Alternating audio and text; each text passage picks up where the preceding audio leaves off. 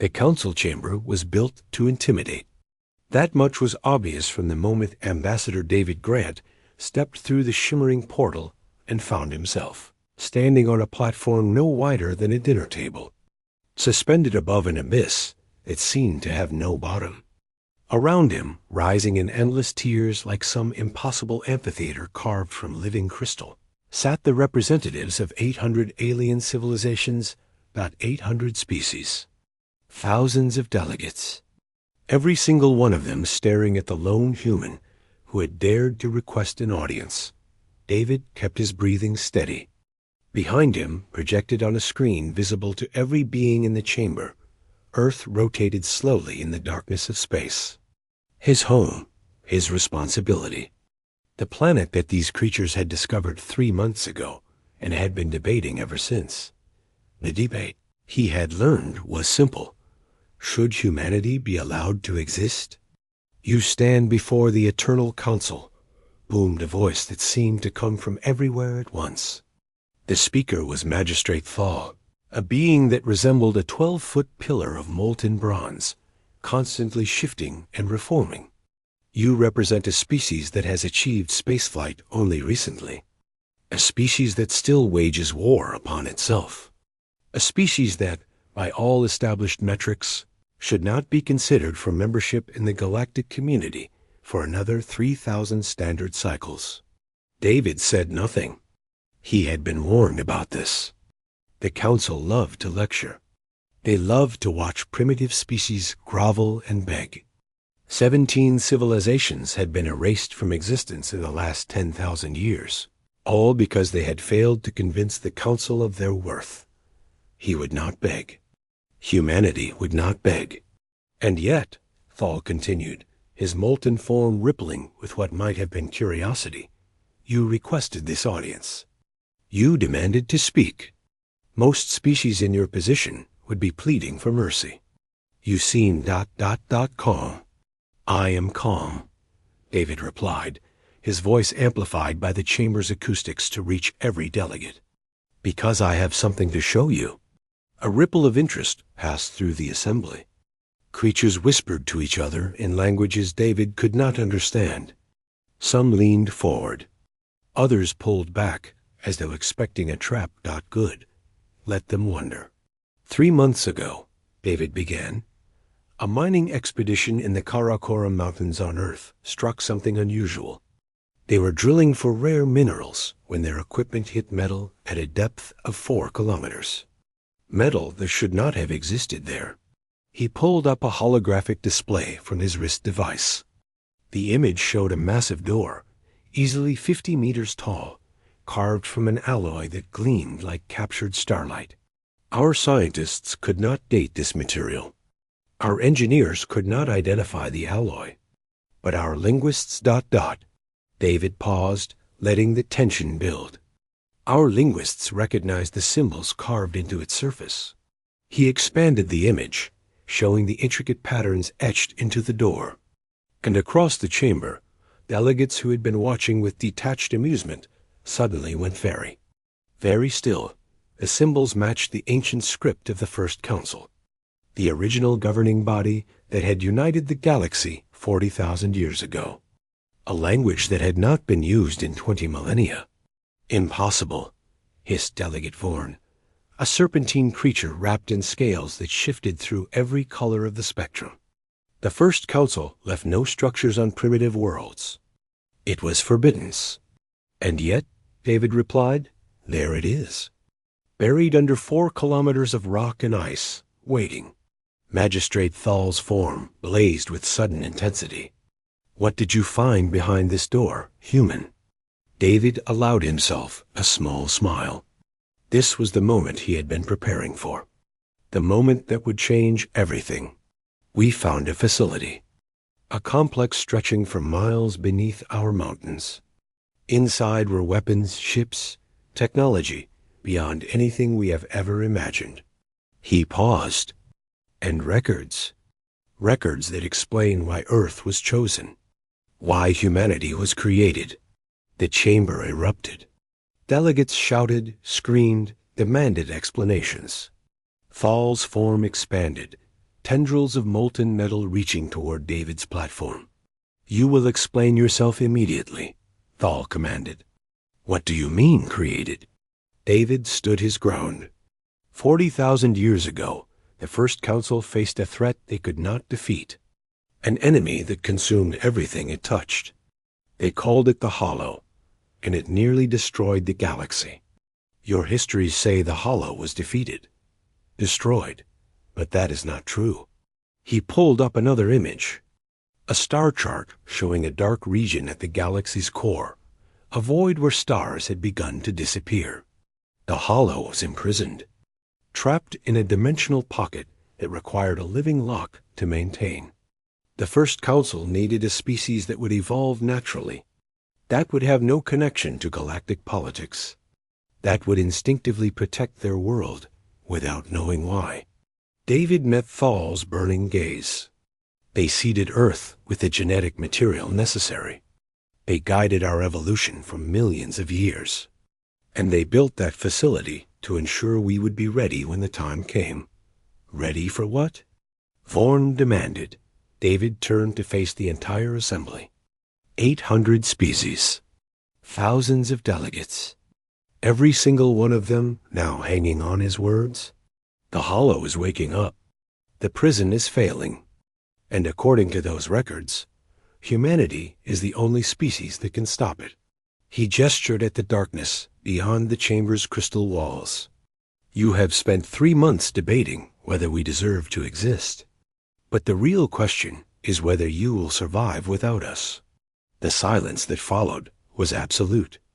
Then, far above, in a tier reserved for the oldest species in the galaxy, something stirred. A being that David had not noticed before, a creature of pure shadow that seemed to absorb the light around it. "The human speaks truth," the shadow whispered, its voice like wind through dead leaves. "We remember the Hollow. We remember the sacrifice of the First Council. And we remember the promise they made." "What promise?" Thal demanded. The shadow turned its attention to David, and he felt something ancient and vast examining his soul. That when the darkness returned, the children of Earth would rise to meet it. That humanity would be the sword the galaxy could not forge for itself. The shadow seemed to smile, though it had no face. The fail-safe. The last hope. The ones who were made to fight what cannot be fought. David felt the weight of those words settle onto his shoulders. Humanity's purpose, hidden for 40,000 years, finally revealed.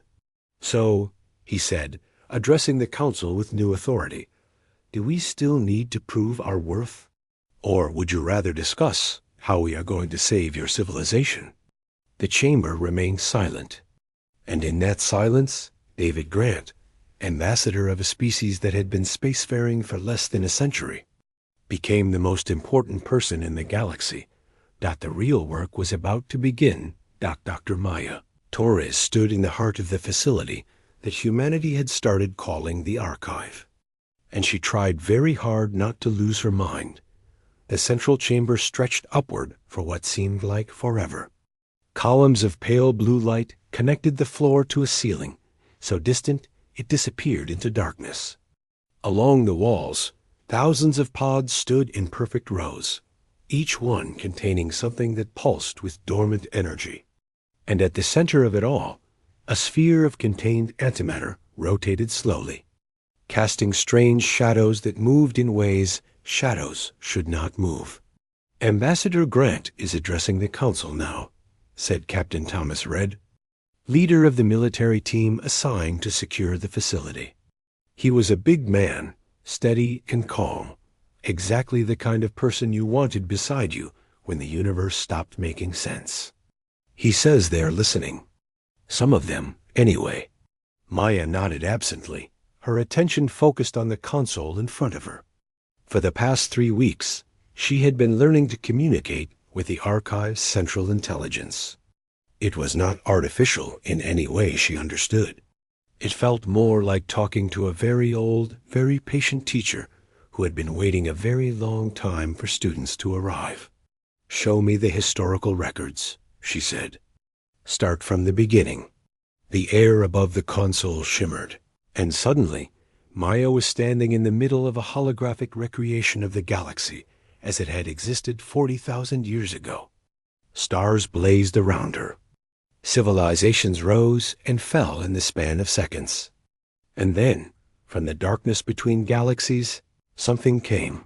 The hollow dot. Maya had seen the records before, but they still made her stomach turn. The hollow was not a species. It was not even truly alive in any sense she understood. It was more like a disease, a wrongness in the fabric of reality itself. Where it touched, matter unraveled. Where it passed, existence simply stopped. Not destroyed, erased, as though it had never been at all. The first council fought them for 3,000 cycles, the archive's voice explained, gentle and sad. They sacrificed trillions of lives. They burned entire star systems. Nothing worked. The hollow adapted to every weapon, every strategy, every defense. But they found a way to stop it, Maya said. The prison. Yes, they discovered that the hollow could not exist in spaces where certain quantum frequencies were maintained. They created a dimensional pocket, a bubble of altered reality, and trapped the hollow inside. But the prison required a lock, a living species that would maintain those frequencies simply by existing. The hologram shifted, showing Earth as it had been millions of years ago. A young planet, teeming with primitive life. They chose this world Beck. Out of its position in the galaxy, its specific magnetic field, its distance from the dimensional rift. They seeded it with genetic material designed to produce a species that would evolve certain traits: aggression, territoriality, pattern recognition, adaptability. The archive paused. Everything that makes humanity dangerous was engineered for a purpose.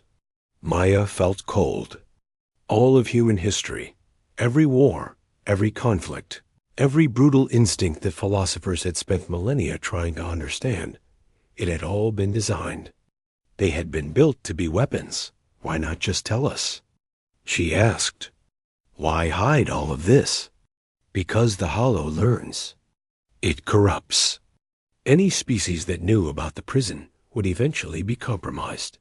The knowledge itself was dangerous. The archive's voice grew softer. You were meant to discover this facility only when the time came. When the prison began to fail. Thomas stepped closer, his expression grim. And the prison is failing now? Yes. The dimensional barriers have been weakening for centuries. The hollow has been testing them, probing for weaknesses. And 3 days ago, the hologram shifted again, showing a tear in space, a wound in reality itself. It found one. Maya's blood went cold. Where? Near the galactic core? The Council has been hiding it, attributing the disappearing stars to natural phenomena. But the truth is that the hollow is escaping. Slowly for now. But it is learning the shape of its prison. Soon, it will break free entirely.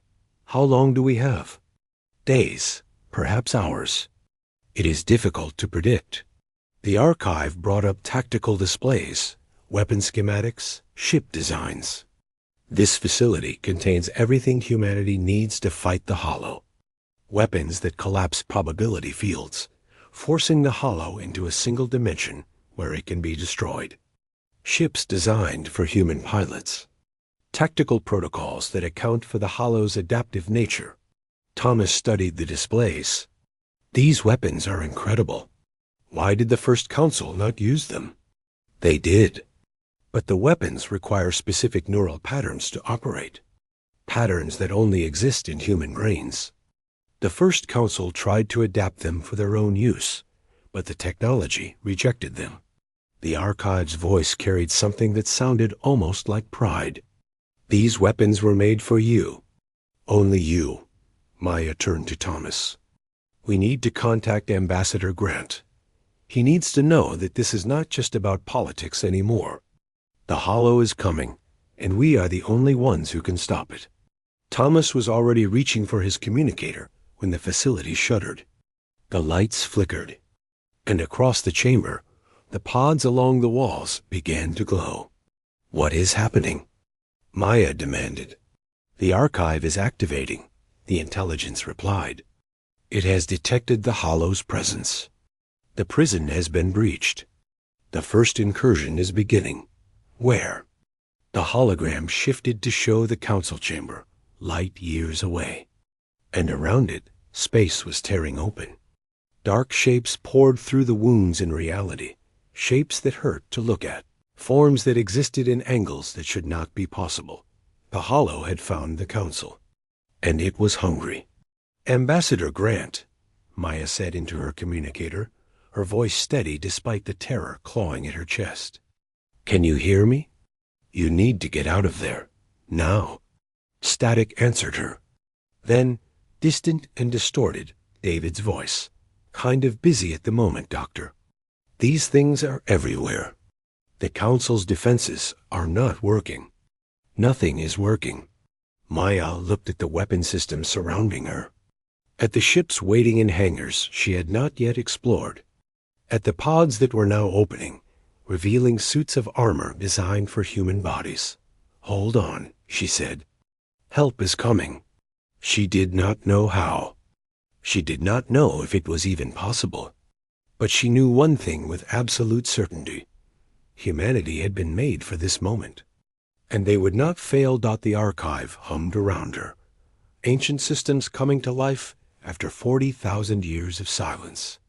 And somewhere in the darkness between stars, the Hollow turned its attention toward the small blue planet that had kept it caged for so long.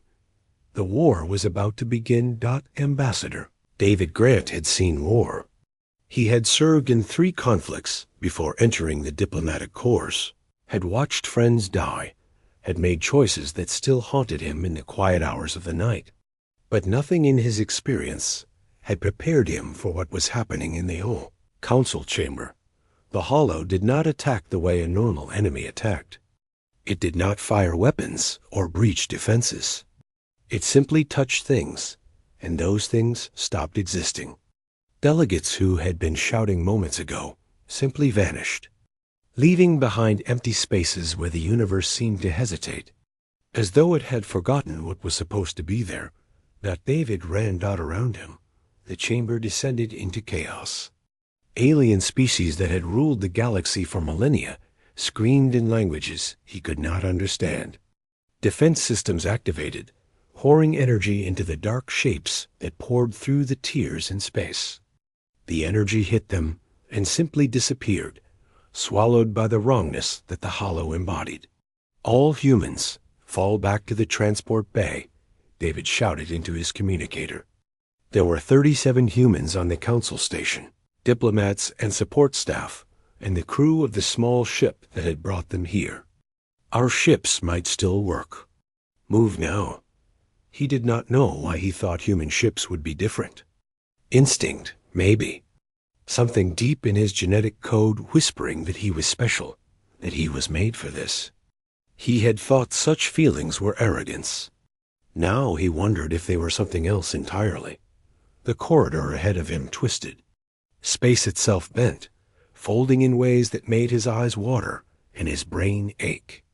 A hollow entity emerged from the fold, a thing of impossible angles and hungry darkness. David froze. The entity regarded him. He could feel its attention like a physical weight, pressing against his mind, searching for something. Then it recoiled.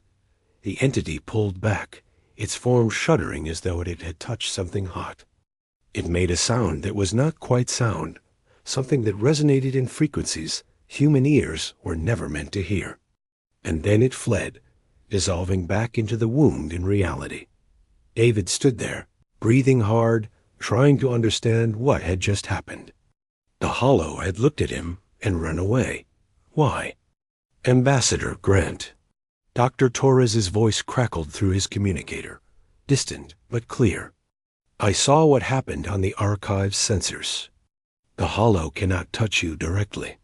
Your neural patterns disrupt its dimensional stability. It is why the First Council designed humanity the way they did." "You mean I am poisonous to them?" In a manner of speaking, every human is. Your brains generate quantum frequencies that the hollow cannot process. Direct contact causes them pain. A pause. We are the lock on their prison. Our very existence hurts them. David processed this as he continued running toward the transport bay. Around him, the council station was dying. Entire sections had been erased, leaving gaping wounds where matter simply ended. But where humans ran, the hollow held back, watching from a distance. Hungry but unable to feed, he burst into the transport bay to find chaos. Human staff were scrambling aboard their small diplomatic vessel, while council species fought to reach their own ships.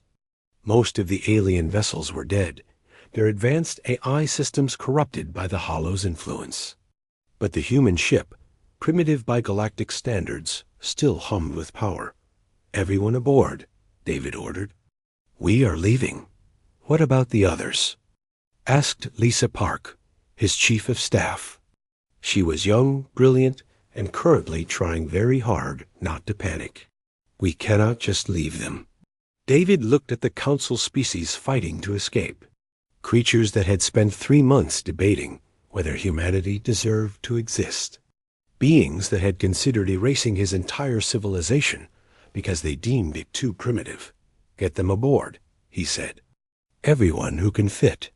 The next few minutes were a blur of shouting and shoving and desperate coordination. The human ship was not designed for so many passengers, but they crammed in anyway. Magistrate Thal, reduced to a fraction of his former size, squeezed into a cargo hold. Delegate Vorn coiled in a corner, scales flickering with fear. Dozens of others, species David had never learned the names of, pressed together in spaces meant for humans. "All aboard," Lisa reported. "But David, the ship cannot handle this weight. Our engines will burn out before we reach safe distance. Then we better hope Dr. Torres has a solution." As if on cue, the archive's signal strengthened. "Ambassador Grant, I am transmitting coordinates to your navigation system. There is a first council gateway hidden in the asteroid belt of this system. It has been dormant for 40,000 years, but it should respond to human command codes." "Should?" "I am 87% certain. That is not very reassuring. It is the best I can offer. The hollow is converging on your position. You have approximately 4 minutes before they overcome their hesitation and attack anyway." David did not hesitate. "Pilot, take us to those coordinates." Maximum speed. The ship lurched as engines designed for comfortable travel were pushed far beyond their limit. T.S. Through the viewports, David watched the council station collapse in on itself, sections disappearing into darkness as the hollow consumed it. Thousands of beings erased in moments. An institution that had governed the galaxy for 40,000 years, destroyed in less than an hour. And behind them, the hollow followed. Dozens of entities, then hundreds, pouring through the tiers in space like water through a broken dam. They kept their distance from the human ship, but they were learning. David could feel their intelligence, their patience. They had waited 40,000 years. They could wait a little longer. "Gateway ahead," the pilot reported, her voice tight with fear. "But it is not responding to our signals." David moved to the communication console. The gateway was massive, a ring of dark metal floating among the asteroids, covered in the same symbols as the door beneath the mountains. Dead, silent. "Dr. Torres, the gateway is not responding. You need to activate it manually. Place your hand on the central console and speak the command phrase." "What command phrase?" A pause. "I do not know. The archive says you will know it when the time comes." The first council designed humans to intuitively understand their technology. "Trust your instincts." David stared at the dead gateway as the hollow closed in behind them. Trust his instincts. His instincts were screaming at him to panic, to give up, to accept that this was the end. But beneath the panic, beneath the fear, something else stirred. Something old. Something that had been waiting inside him his entire life. He placed his hand on the console and opened his mouth. And words came out, words he had never learned, in a language he had never heard. They felt right in his throat, natural, as though he had been born knowing them. The gateway blazed to life.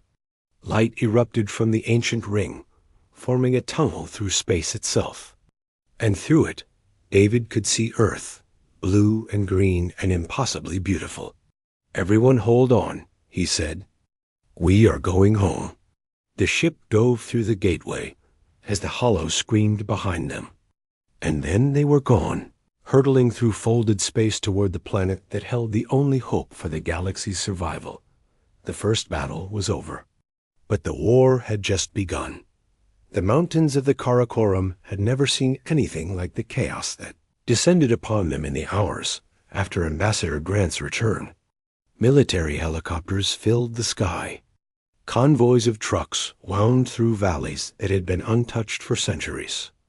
And beneath it all, in the facility that humanity had only begun to explore, a transformation was taking place. Dr. Maya Torres had not slept in 36 hours. She stood in the archive's central chamber, surrounded by holographic displays showing tactical data, weapon schematics, and the spreading darkness that was consuming the galaxy. The hollow had broken free of its prison, and it was hungry. "Status report," demanded General Robert Hayes, the military commander who had taken charge of what everyone was now calling Operation Failsafe. He was a hard man, tempered by decades of service. But even he could not hide the fear in his eyes. "The archive has identified 3,700 humans with compatible neural patterns for the weapon systems," Maya replied. "We have begun training the first wave. Ships are being activated as we speak. How long until we can deploy?" 6 hours minimum. The weapons need to be calibrated to individual pilots. It cannot be rushed. General Hayes looked at the tactical display. The hollow had consumed the council station and was now spreading outward, devouring everything in its path. Entire star systems were disappearing. Trillions of beings erased from existence. "We may not have 6 hours," he said. Ambassador Grant entered the chamber, followed by Magistrate Thal and a handful of other council survivors. They looked diminished, these creatures that had ruled the galaxy for so long. Their confidence was gone, replaced by something that looked very much like terror. "The hollow is heading for Earth," Grant reported. "It remembers. It knows this is where we came from, where we were made. How long until it arrives?" Maya asked. "Hours, maybe less.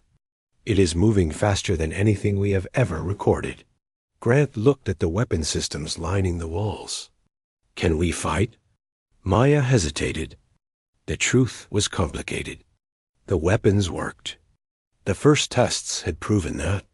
Human pilots could use them to collapse the hollow's dimensional presence, forcing the entities into a single reality where they could be destroyed. But there were so few trained operators, so little time. "We can try," she said finally. "But we need more pilots." "More ships, then get them." Grant turned to the general. "Every human who can fly, every person with the right neural patterns, I want them here now. We are not just fighting for Earth. We are fighting for every species in the galaxy." Magistrate Thal moved forward, his molten form still diminished, but slowly recovering. "The humans saved us," he said, his voice subdued. "At the council station, when everything else failed, they got us out. I do not understand how." "The hollow cannot touch us directly," Maya explained. "Our neural patterns disrupt their dimensional stability. We are literally poison to them. Then why are they coming here? Why attack a planet full of beings that can hurt them? Because we are also the only ones who can destroy them." Maya pulled up the tactical analysis. "The first council designed us to be weapons. Every aggressive instinct, every territorial drive, every stubborn refusal to surrender that makes humanity dangerous to other species, it was all engineered for this fight. The Hollow knows that if we survive, if we learn to use these weapons, we will hunt them down. We will finish what the first council started. So this is a war of extinction, Thal said slowly. Them or you. Them or everyone, Grant corrected. If the Hollow wins here, it will consume the entire galaxy. Every species. Every civilization. Everything. The chamber fell silent. Then from the entrance, a new voice spoke. Then we fight. Captain Thomas Reed walked in, followed by hundreds of volunteers. Men and women from every nation on Earth, every background, every walk of life. Soldiers and civilians. Scientists and laborers. People who had learned about the threat only hours ago and had come anyway. We have been receiving transmissions all over the world, Reed explained.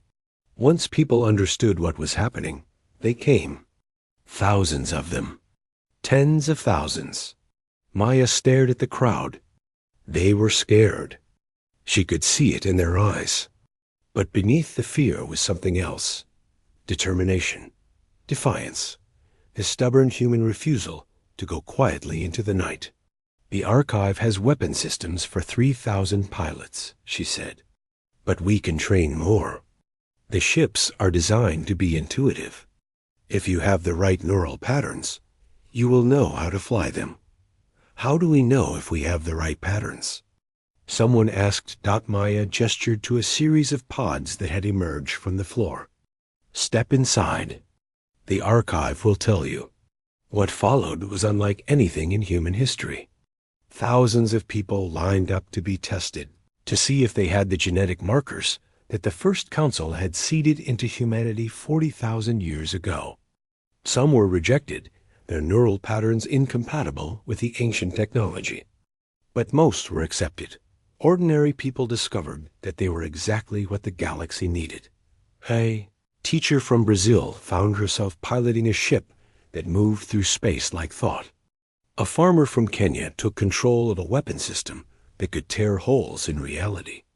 A teenager from Japan learned that the anger she had always struggled to control was actually a feature, not a flaw, designed to make her dangerous to the enemies of all life. By the time the Hollow reached the solar system, humanity had assembled a fleet.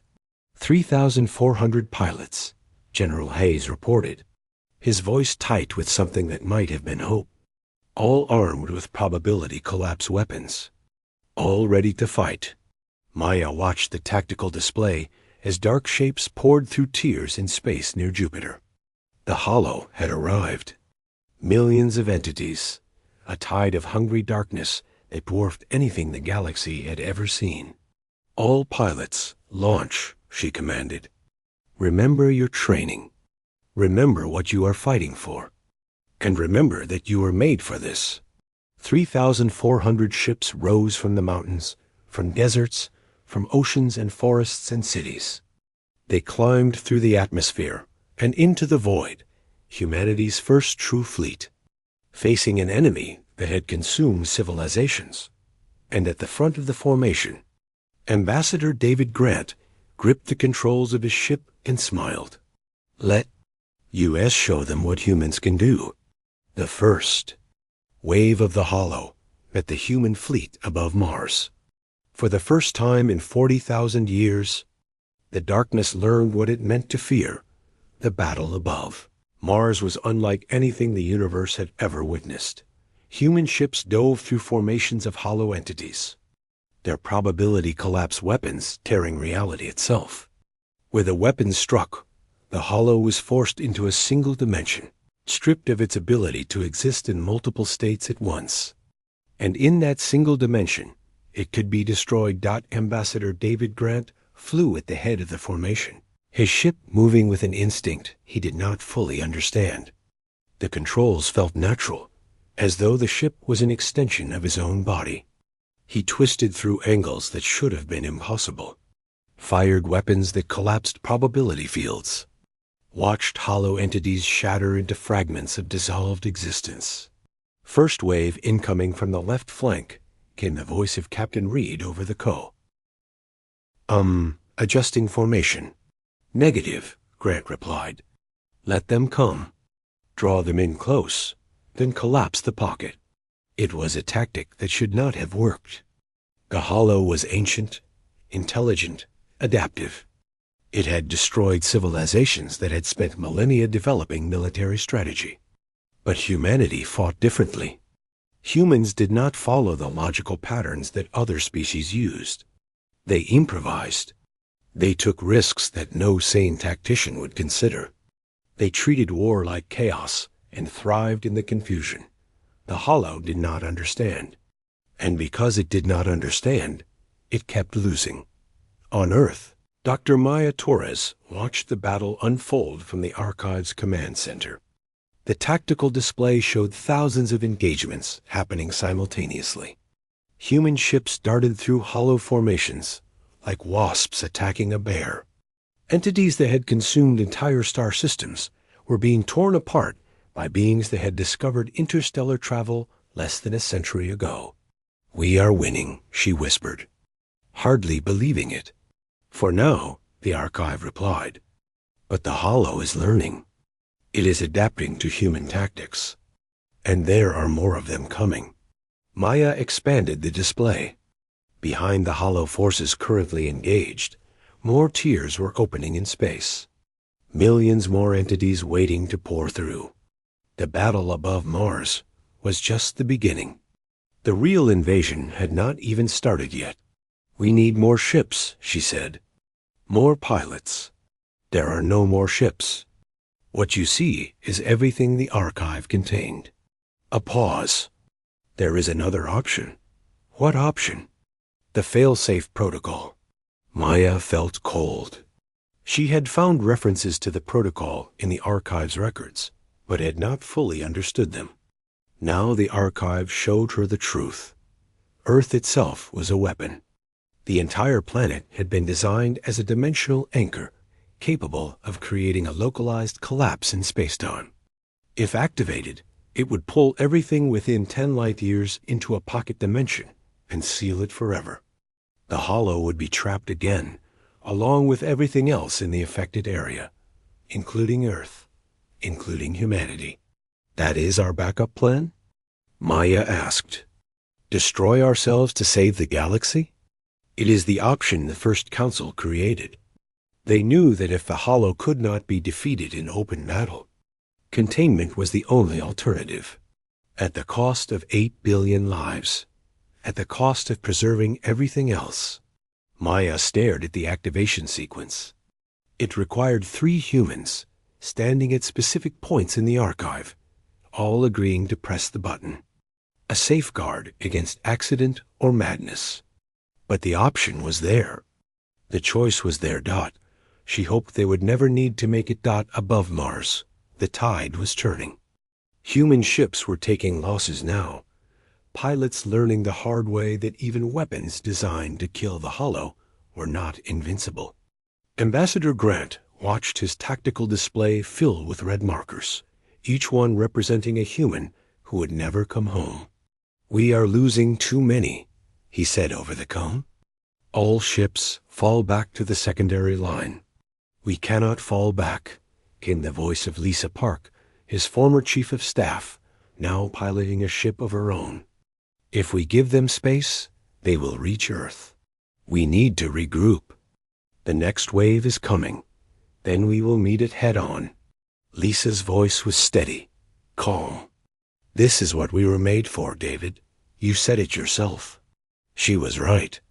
Grant knew she was right. But watching his people die, watching the darkness consume ship after ship, he wondered if anyone truly understood what being made for war actually meant. The second wave hit like a hammer. Millions of hollow entities pouring through the tiers in space, a tide of hungry darkness that dwarfed the first assault. Human ships fought desperately, but there were too many. For every entity destroyed, 10 more took its place. Archive, we need options, Grant shouted. There has to be something else. There is one possibility. Maya's voice came through, distant and uncertain. The hollow is focused on this system because it remembers Earth as its prison. It is drawn here, pulled by the same quantum frequencies that kept it caged for 40,000 years. So if we amplify those frequencies, we might be able to overwhelm it, force it back into the dimensional pocket, reseal the prison. How do we amplify the frequencies? A long pause. The frequencies are generated by human neural activity. The more humans focused on a single purpose, the stronger the signal. If we could somehow coordinate every human on Earth, every person thinking the same thought at the same moment, Grant understood. It was impossible, ridiculous, the kind of plan that only worked in stories. But then again, humanity itself was impossible. Engineered weapons disguised as an ordinary species. Genetic architecture designed to fight cosmic horror. Everything about their existence was ridiculous. Do it, he said. Coordinate with Earth. Get everyone thinking the same thing. What thing? Grant looked at the hollow, the ancient enemy that had nearly destroyed the galaxy, that had consumed trillions of lives, that was now threatening everything he loved. And he knew exactly what thought humanity needed to share. Defiance, he said. Pure, stubborn, human defiance. We do not surrender. We do not give up. We do not go quietly. Get every person on Earth thinking that thought, feeling that emotion. Let the hollow know what it is really facing. What happened next would be remembered for as long as civilization existed. On Earth, the message went out. Through television and radio, through internet and word of mouth. Every human, all 8 billion of them, was asked to do something simple, refused to submit. For 1 minute, for 60 seconds, think of nothing but defiance. Feel nothing but determination. Be nothing but human. And they did. Maya Torres stood in the archive's heart and felt it. 8 billion minds, all focused on a single purpose. The quantum frequencies that made humanity dangerous to the hollow surged, amplified beyond anything the First Council had imagined. The archive itself sang with power, ancient systems resonating with the combined will of an entire species. Above Mars, the hollow recoiled. The entities screamed in frequencies that shattered stars. They tried to flee, to retreat through the tears in space, but the tears were closing. The amplified frequencies were sealing them, forcing the dimensional barriers back into place. Ambassador Grant watched as the darkness that had threatened to consume everything simply stopped. The hollow entities froze, caught between dimensions, unable to advance or retreat. And then, one by one, they began to dissolve. The prison was reforming, stronger than before. And this time, 8 billion humans were the lock. When it was over, Grant floated in the silence of space, surrounded by the remains of battle. Half of humanity's fleet was gone. Thousands of pilots who had given everything. But they had won. Against all odds. Against an enemy that had destroyed civilizations. They had won. Ambassador Grant, came Magistrate Thal's voice. Transmitted from Earth, where the Council survivors had watched everything unfold. The hollow has been contained. The galaxy is safe. For now, Grant replied. Yes, for now. A pause. The Council owes humanity a debt that can never be repaid. We judged you as primitives, as barbarians. We were wrong. Grant thought about the door in the mountains, the secret hidden beneath the ice, the truth about what humanity really was. We were engineered to save you, he said. That is our purpose, our burden. The First Council knew that one day the hollow would return, and they made sure there would be someone to stop it. And you succeeded. This time, Grant looked at Earth, blue and green and beautiful in the distance. But the hollow is patient. It waited 40,000 years. It will wait again. And when it returns, we will be ready. How can you be certain? Grant smiled, though there was no joy in it. Because that is what we were made for. Humanity does not exist to build empires or conquer stars. We exist to stand in the darkness and hold the line. To be the failsafe when everything else fails. It is our gift and our curse. On Earth, the celebrations began. People who had never met embraced in the streets. Nations that had been enemies joined together in relief. Humanity had discovered its purpose, and in doing so, had saved everything. But in the archive, Maya Torres stood alone, looking at the records of the First Council. The records that showed other prisons, other threats, other failsafes scattered across the galaxy. The Hollow was not the only danger the universe faced. And humanity, it seemed, had only begun to understand what being the failsafe truly meant. She looked up at the stars, at the galaxy that now looked to Earth for protection. And she made a promise. Whatever came next, humanity would be ready. That was what they were made for.